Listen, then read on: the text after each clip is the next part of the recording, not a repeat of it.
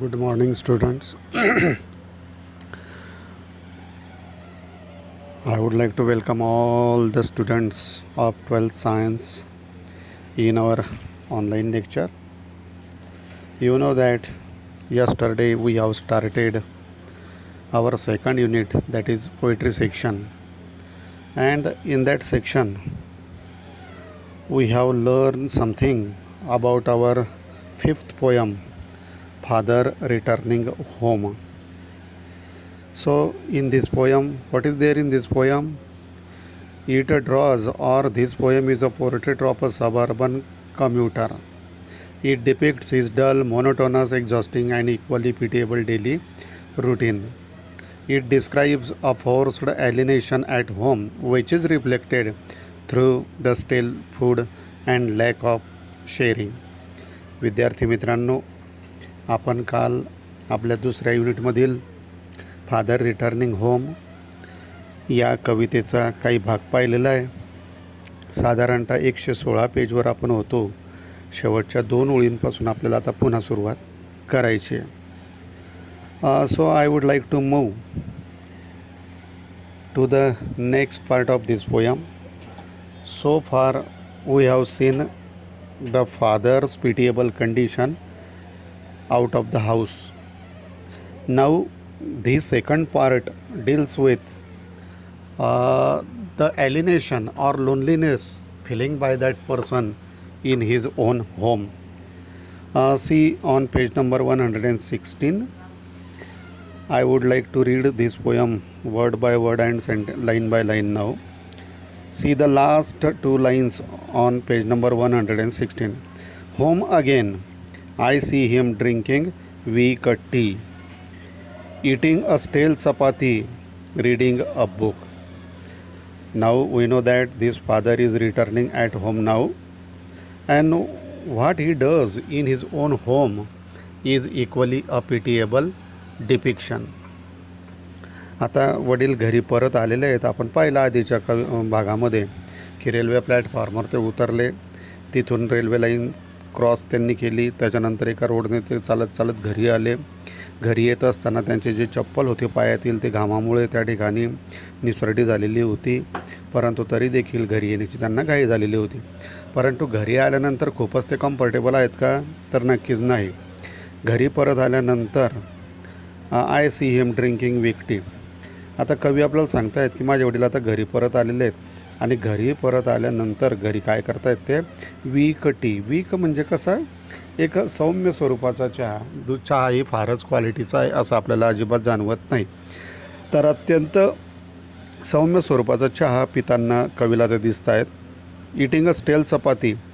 पुन्हा जे काही जेवण ते करतायत, जे काही चपाती पोळी ती खातायत ती देखील शिळी आहे. And reading a book. जे चहा त्यांनी घेतला, जेवण त्यांनी केलं आणि पुस्तकाचं वाचन देखील त्यांनी घरी आल्यानंतर चालू केलेलं आहे. He goes into the toilet to contemplate. आता कॉन्टम्प्लेट मीन्स थिंक डीपली, ज्याला आपण चिंतन मनन म्हणतो, विचार करत. He goes into the toilet to contemplate man's estrangement from a man made world. आता एस्ट्रेंजमेंटचा अर्थ दिलेला आहे बघा, ॲलिनेशन, ज्याला आपण दुरावा म्हणतो, एकाकीपणा म्हणतो. आता बघा त्याची कॉन्टम्प्लेशनची जागा देखील कोणती आहे, थोडंसं एक आयरॉनिकल आहे. Toilet is not a place of contemplation but still poet says that he goes into the toilet to contemplate. म्हणजेच जेवण झाल्यानंतर, पुस्तक वाचन झाल्यानंतर ते टॉयलेटमध्ये जात आहेत, तिथे बसल्यानंतर चिंतन मनन करतायत. आणि कशाचं चिंतन मनन करतायत त्या ठिकाणी? ते man's estrangement from a manmade world.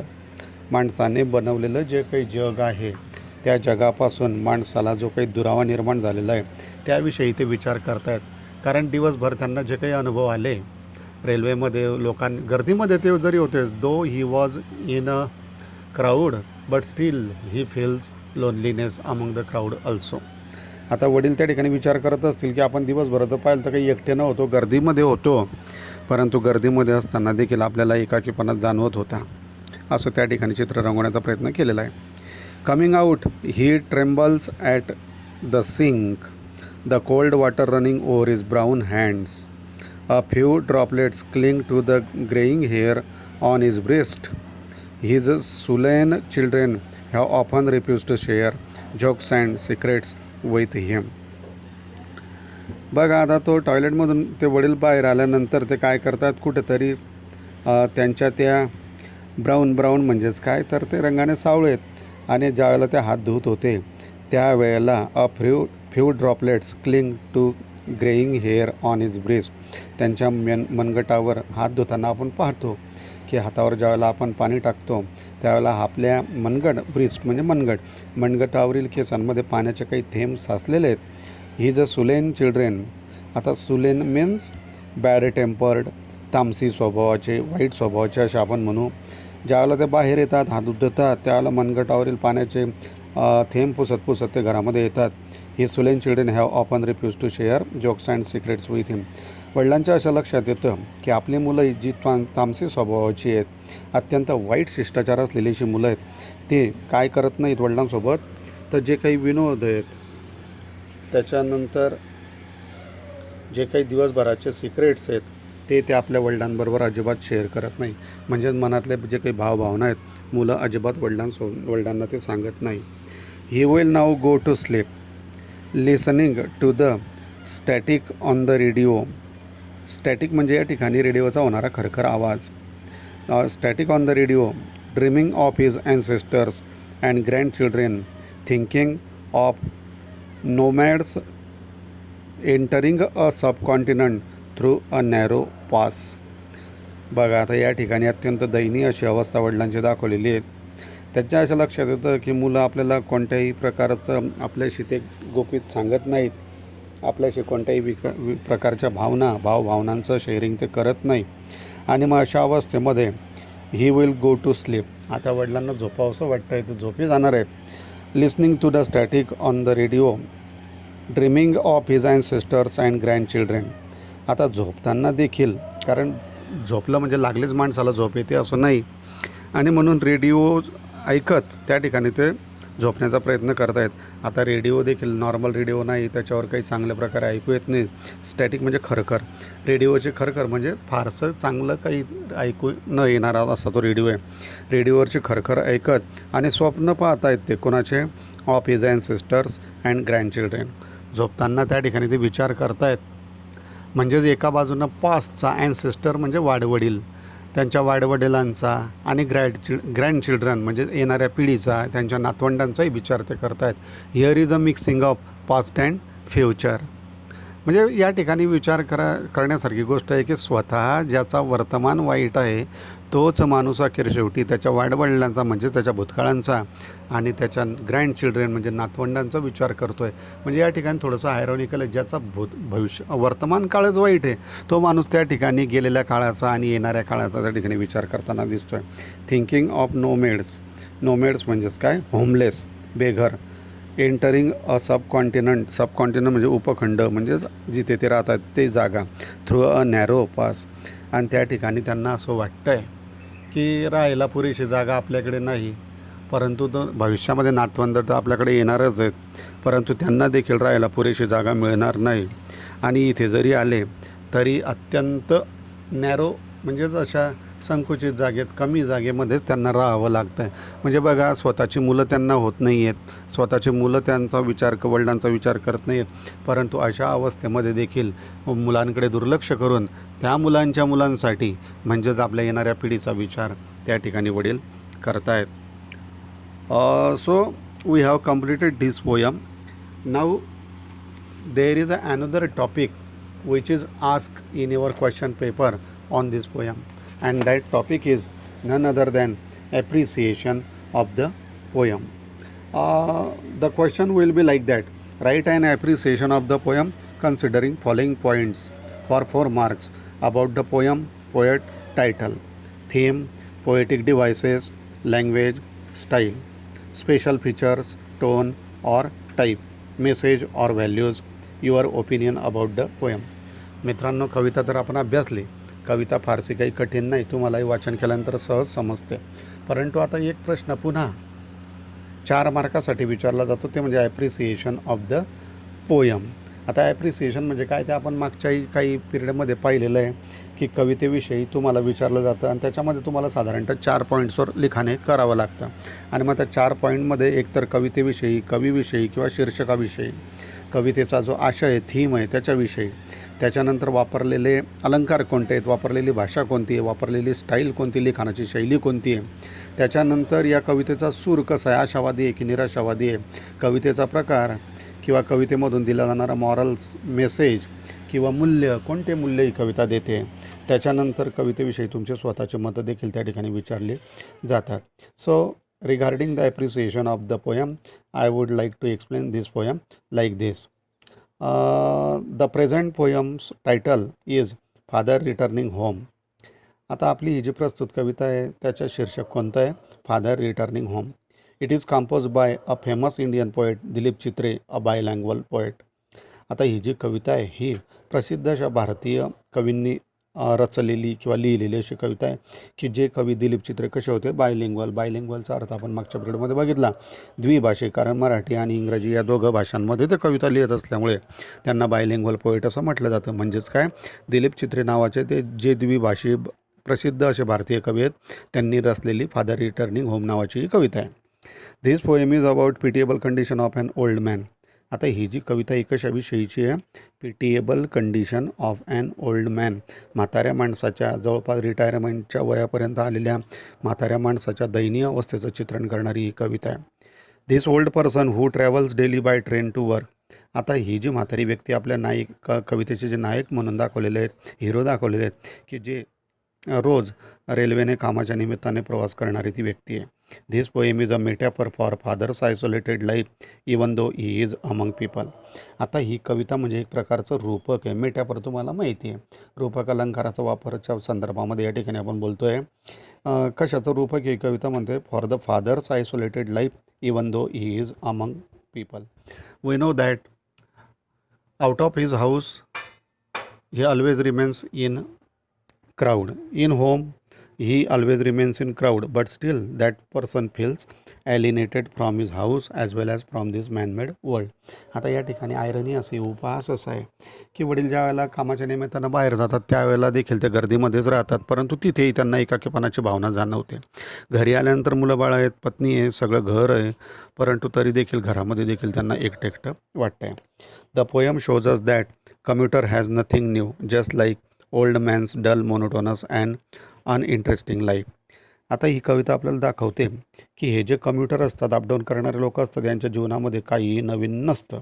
असलंच तर फक्त काय असतं, जसं आपण पाहिलं आपल्या कवितेतले जे म्हातारे वडील आहेत त्यांचं आयुष्य जसं कंटाळवाणं आणि अवीट असं जीवन त्यांचं झालेलं आहे, तसंच या अपडाऊन करणाऱ्या लोकांचं जीवन असतं.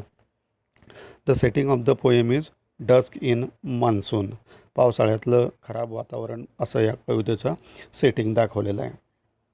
The old man's wet clothes and mud stained raincoat symbolize his dirty appearance and his sad life. आता बघा, आपण कवितेमध्ये पाहिलं की घामाने त्यांचे कपडे, पॅन्ट, शर्ट सगळे ओलेचिंब झालेले आहेत. त्याच्यानंतर त्यांचा जो रेनकोट अंगातला तो देखील धुळीने माखलेला आहे आणि ह्या सगळ्या गोष्टी त्यांचं घाणेरडा ॲपिअरन्स, घाणेरडा अवतार दाखवणार आहे.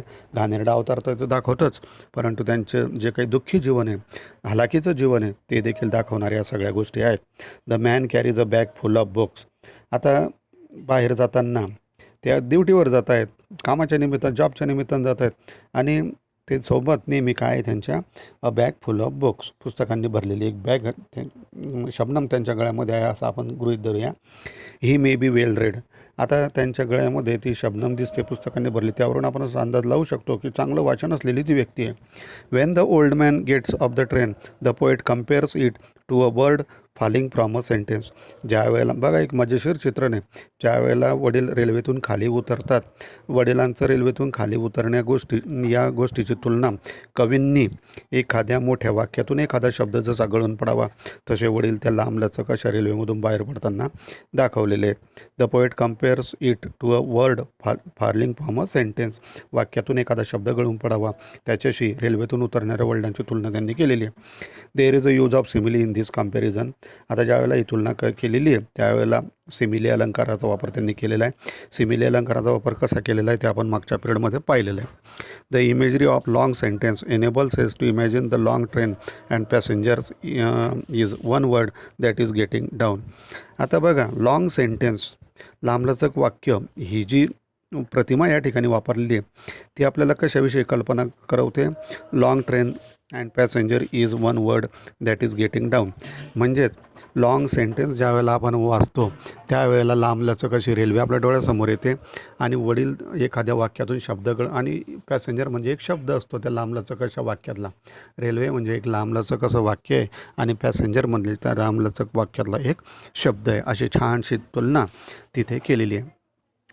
The platform the old man crosses is grey colour. आता जो प्लॅटफॉर्म रेल्वेचा प्लॅटफॉर्म वडील क्रॉस करतायत तो ग्रे कलरचा दाखवलेला आहे. And we know that grey colour is a symbol of oldness. Grey colour is a bad things. Here colour grey is use as a symbol of gloominess and dirty surrounding. घाणेरड्या वातावरणाचं प्रतीक म्हणून grey कलरचा वापर या ठिकाणी केलेला आहे. दस the poet uses in formal language and easy style. अनौपचारिक अशी भाषाशैली वापरलेली आहे आणि सहज सुंदर अशी शैली देखील त्यांनी वापरलेली आहे. The second part of the poem is about the man in his home. आता या कवितेचा जो दुसरा भाग आहे तो म्हणजे त्या व्यक्ती आतापर्यंत वडील बाहेर होते परंतु आता घरातलं चित्रण करणारा या कवितेचा दुसरा भाग आहे. The meal he eats is described as a stale. जे जेवण वडील करतायत ते देखील शिळं जेवण असं केलेलं आहे. It shows the poor quality as well as the careless way of making it. आता ते जे स्टेल फूड दाखवलेलं आहे ते काय दाखवतं आपल्याला. पुअर क्वालिटी अत्यंत वाईट अवस्थेमध्ये वाईट क्वालिटीचं अत्यंत पौष्टिक नसलेलं असं ते अन्न आहे. आणि तसंच बनवताना जे काही निष्काळजीपणा झालेला आहे. कारण ज्यावेळेला आपण स्वयंपाक करतो त्या स्वयंपाक म्हणजे आपल्या भावना आपण त्याच्यामध्ये ओतत असतो आणि स्वयंपाक करताना जर तुम्ही तुमच्या भावना त्याच्या अन्नामध्ये टाकत असल्या तर त्याला अवीट अशी गोडी देखील निर्माण होते. परंतु अन्न बनवण्याची पद्धती देखील निष्काळजीपणाची दाखवलेली आहे. The family offers no company after his long day. दिवसभर वडील उद्योगधंद्याच्या निमित्तानं बाहेर असतात, ड्युटीच्या निमित्तानं बाहेर असतात, परंतु घरी आल्यानंतर देखील हे कुटुंब त्या वडिलांना समाधान देऊ शकत नाही. In the toilet the old man contemplates on how he has been thrown out of the world although he is in the crowd. आपण आता पाहिलं की टॉयलेटमध्ये बसताना ते चिंतन मनन करतायत, दिवसभराच्या घडामोडींचा विचार करतायत आणि त्या ठिकाणी ते विचार करतायत की जरी आपण दिवसभर गर्दीमध्ये होतो तरी देखील आपण एकटेच होतो या गोष्टीचा विचार ते करतायत. He is a stranger in is on family.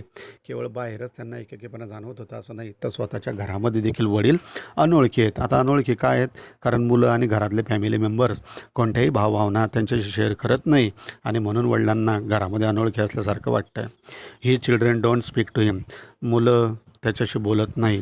They cannot share their joys sorrows and secrets with their father. ही जी मुलं आहेत वडिलांची दाखवलेली ती त्यांचं दुःख असेल, आनंद असेल, गुपितं असतील, काही सिक्रेट गोष्टी असतील ते वडिलांसोबत ते शेअर करत नाही. They think his as a kind of burden on the family. मुलांना असं वाटतं की वडील म्हणजे कुटुंबावर असलेलं ओझं. वास्तविक वडील कमवणार आहेत, अजूनही ते घरात बसून राहिलेले नाहीत, परंतु तरी देखील मुलांना असं वाटतं आहे की वडील म्हणजे आता कुटुंबासाठी एक प्रकारचं ओझं मुलांना ते वडील वाटत आहेत. He goes to sleep thinking of the past and future. आणि झोपताना देखील भूतकाळाचा आणि भविष्यकाळाचा म्हणजेच वाड्यावडिलांचा आणि येणाऱ्या पिढीच्या नातवंडांचा विचार करत असते झोपतायत. The message of the poem is how the elder people are use by their own children but neglected when they need care and comfort. आता एक कविता आपल्याला संदेश देते कोणता. How the elder people are use by their own children but neglected when they need care and comfort. ज्या वेळेला ही कविता आपल्याला संदेश देते की हे जे मोठे लोक असतात, वयस्क लोक असतात, यांचा वापर मुलं कसा करून घेतात आणि ज्या वेळेला खऱ्या अर्थानं त्यांचं समाधान करण्याची किंवा त्यांची काळजी घेण्याची वेळ येते त्यावेळेला ही मुलं त्या म्हाताऱ्या माणसांकडे कसं दुर्लक्ष करतात असाच ही दाखवणारी ही कविता आहे. दस the poem is about the man who is lonely even among the crowd. आणि अशा प्रकारे ही कविता कशाविषयी, अशा माणसाविषयीची ही कविता आहे की जो माणूस सातत्यानं घरात असो की घराबाहेर असो गर्दीत राहतो आहे परंतु तरी देखील त्याला एकाकीपण जाणवणारा असा तो माणूस आहे. This poem teaches us that we should not ignore our parents who are in the old stage of their life. आणि ही कविता आपल्याला सांगते की जे म्हातारे आपल्या आईवडील असतात त्यांना आपण त्या ठिकाणी एकटं सोडू नये. जे मुलं दुर्लक्ष करतात तसं दुर्लक्ष त्यांच्याकडे करायला नको. I hate such people who ignore their parents during their old age.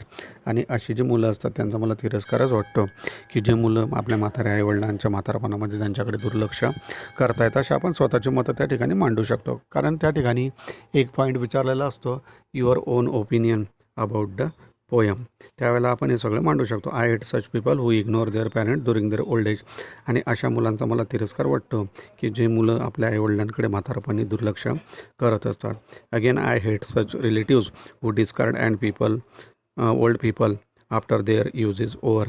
पुन्हा अशा नातेवाईकांचाही मला त्या ठिकाणी राग येतो, तिरस्कार वाटतो की वापर झाल्यानंतर अशा म्हाताऱ्या माणसांना ते झुगारून देतात, टाकून देतात. अशा नातेवाईकांचा, अशा मुलांचा, अशा फॅमिली मेंबरचा मला त्या ठिकाणी राग येतो, तिरस्कार वाटतो. I feel sorry for such old people who have work hard in their life. ज्या म्हाताऱ्या आईवडिलांनी आयुष्यभर कष्ट केलेले असतात अशा लोकांविषयी मात्र मला या ठिकाणी वाईट वाटतं आहे. एवढं जरी आपण मत त्या ठिकाणी मांडलं तरी देखील ही कविता आपल्याला पूर्णपणे समजली असं आपण या ठिकाणी म्हणू शकतो. Again there are very interesting figures of speech in this poem, and we have seen which are the sentences of lines of figures of speech. There is a line, now I can see him getting off the train, like a word dropped from a long sentence. आता बघा या ओळीमध्ये simile अलंकाराचा वापर आहे आणि explanation देताना आपण म्हणू शकतो, in this line there is a explicit or direct comparison between two different things. Father's getting off the train is explicitly compared to a drop from a long sentence by using like. आता या ओळीमध्ये नाव I can see इथून तर long सेंटेन्सपर्यंतची जी line आहे त्याच्यामध्ये simile अलंकाराचा वापर आहे, कारण वडिलांचं रेल्वेमधून उतरण्याची तुलना या लांब वाक्यातून गळून पडणाऱ्या शब्दासोबत केलेली आहे. लाईक शब्दाचा वापर त्या ठिकाणी केलेला आहे. त्याच्यानंतर दुसरी ओळ आहे, suburbs slide past his unseeing eyes. आता या ओळीमध्ये सबर्ब्स आणि स्लाईड हे दोन शब्द आहेत की ज्याच्यामध्ये श लेटरचा वापर केलेला आहे. This is a example of alliteration. In this line there is a repetition of the sound s at the beginning of word like suburbs and slide. Suburbs आणि स्लाईड या शब्दांची सुरुवात स या साऊंडनं झालेली आहे, म्हणून त्या ठिकाणी ॲलिटरेशनचा वापर केलेला आहे. पुन्हा एक ओळ आहे बघा, फेड homeward through the humid monsoon night. आता या ओळीमध्ये कोणता आहे, ट्रान्सफर्ड एपिथेट याचा वापर त्या ठिकाणी केलेला आहे. आणि त्या संदर्भामध्ये आपण म्हणू शकतो, in the above line weather is humid and not the night. म्हणजेच या ठिकाणी काय, वेदर म्हणजेच हवामान जे दाखवलेलं आहे ते आर्द्रतायुक्त आहे, नाईट मात्र आर्द्रतायुक्त नाही. परंतु ह्युमिड मान्सून नाईट, वातावरण त्या ठिकाणी ह्युमिड आहे, नाईट ह्युमिड नाही. परंतु ह्युमिड हा शब्द त्या वेदर्स पुढे पाहिजे होतं, परंतु ते नाईट पुढे वापरलेला आहे. त्याच्यानंतर एक ओळ आहे बघा, hurries across the platform, crosses the railway line, enter the line. आता या ओळीमध्ये अँटी क्लायमॅक्स या अलंकाराचा वापर त्या ठिकाणी केलेला आहे. In the above line all the ideas like platform, railway line and finally lane are presented in descending order. म्हणजेच प्लॅटफॉर्म, रेल्वे लाईन, लेन हे जे महत्त्वाचे शब्द आहेत ते उतरत्या क्रमाने लावलेले आहेत. Thus there is a sudden descend from higher to lower idea. अशा पद्धतीनं त्या ठिकाणी उच्च कल्पनेकडून कनिष्ठ कल्पनेकडे, म्हणजेच अतिमहत्त्वाच्या कल्पनेकडून कमी महत्त्वाच्या कल्पनेकडे एक प्रकारचा तीव्र असा उतार आपल्याला त्या ठिकाणी दाखवलेला आहे. आणि म्हणून मग त्याच्यामध्ये अँटी क्लायमॅक्सचा वापर या ठिकाणी केल्याचं आपल्याला दिसून येतं आहे. I hope that this entire poem is now with you, and मला अशी अपेक्षा आहे, आशा आहे की संपूर्ण कविता आपण अभ्यासलेली आहे ती तुम्हाला चांगल्या प्रकारे समजलेली असेल अशी आशा आपण त्या ठिकाणी करूया. And now I would like to say a goodbye now. Next coming period I would like to start our next poem. So far thank you very much.